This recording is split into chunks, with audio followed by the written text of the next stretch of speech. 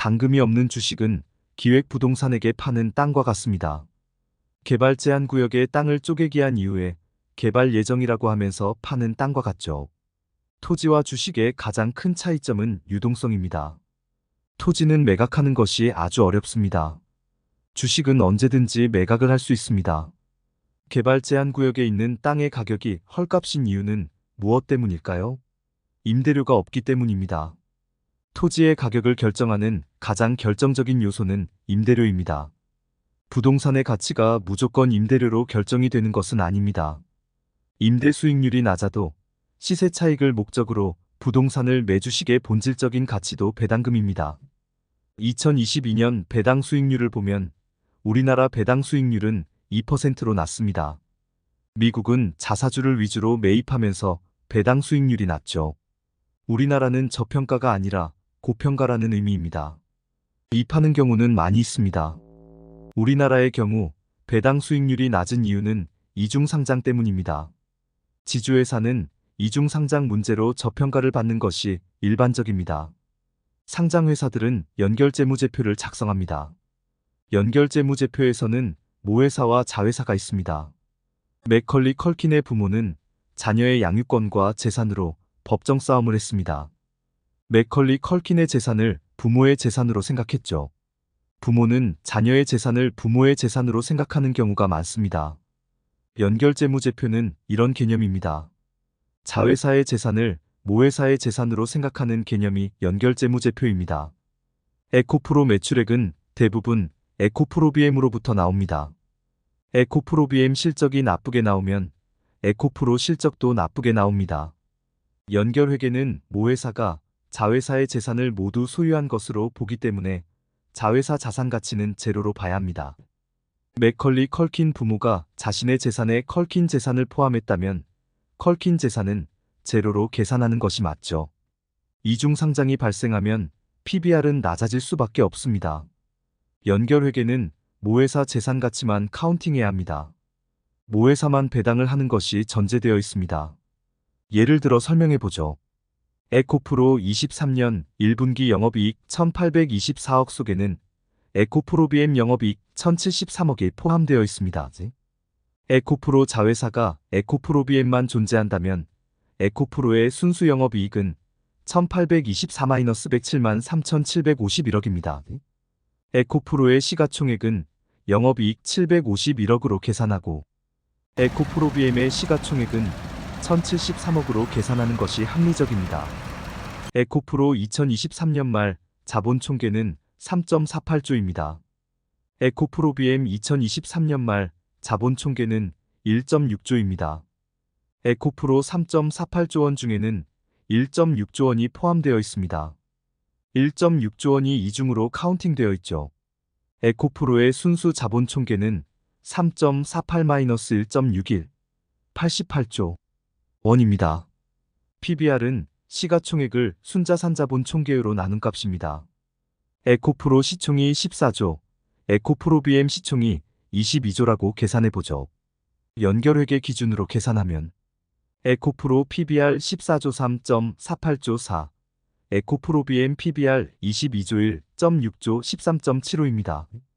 개별 재무제표 기준으로 계산하면 에코프로 PBR 14조 1.88조 7.4, 에코프로비엠 PBR 22조 1.6조 13.75입니다. 코스피의 에코프로, 에코프로비엠 두 종목만 있다고 가정해서 코스피 PBR을 계산해보죠.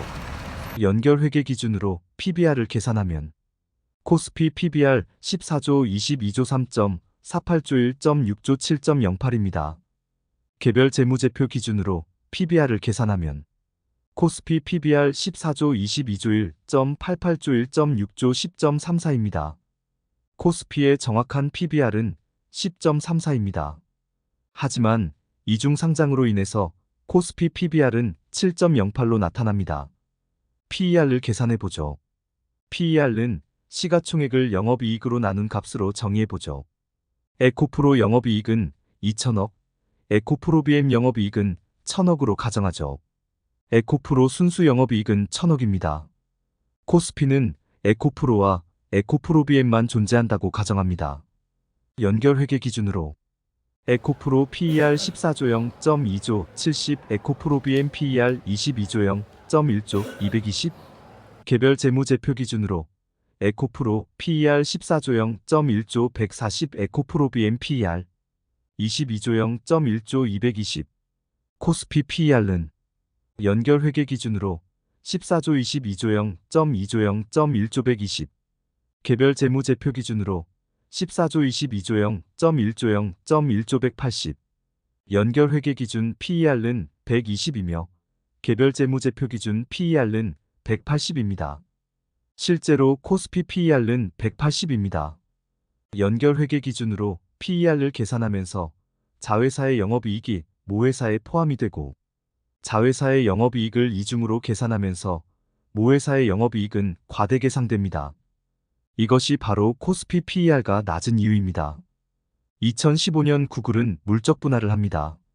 여러 개의 자회사를 만들고 구글은 알파벳으로 사명을 변경합니다. 물적 분할을 해도 알파벳 주가가 하락하지 않는 이유는 자회사를 상장하지 않았기 때문이죠. 자회사를 상장하면 알파벳의 주가는 하락합니다. 영업이익을 이중으로 계산하기 때문입니다. 포스코는 2022년 물적 분할을 단행합니다.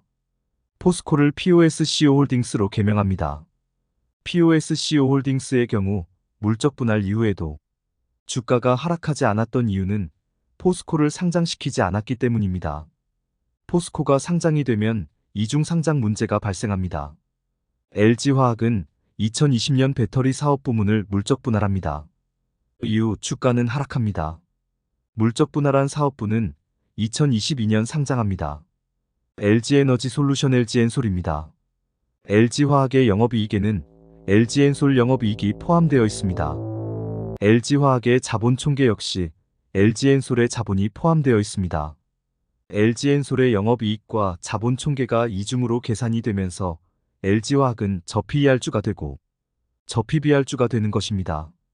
주식의 본질적 가치는 배당금에 있습니다. PER와 PBR로 주식의 가치를 평가하는 자체는 잘못된 방식입니다. 특히 이중 상장으로 인해서 코스피의 PER와 PBR은 저평가됩니다. 자회사의 영업이익과 순자산이 이중으로 기록되기 때문입니다. 코스피가 저평가로 평가받는 근본적인 이유는 개별 재무제표로 작성이 되는 것이 아니라 연결 재무제표로 작성이 되기 때문입니다. 자회사를 상장시키면 자회사의 영업이익과 자기자본이 모회사와 이중으로 계산이 되기 때문에 PER와 PBR은 낮아지는 현상이 발생합니다. LG화학의 배터리 사업 부문을 물적 분할해서 LG엔솔로 상장하면 주식시장에는 LG화학과 LG엔솔이 상장됩니다. LG화학으로부터 LG엔솔이 분리가 되어도 LG화학 재무제표상에는 분리가 되지 않습니다.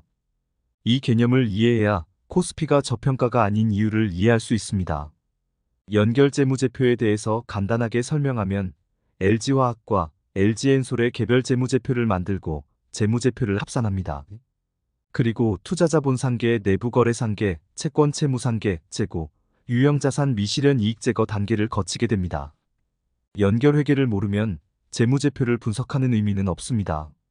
특히 모회사의 재무제표는 연결회계를 알아야 제대로 분석이 가능합니다.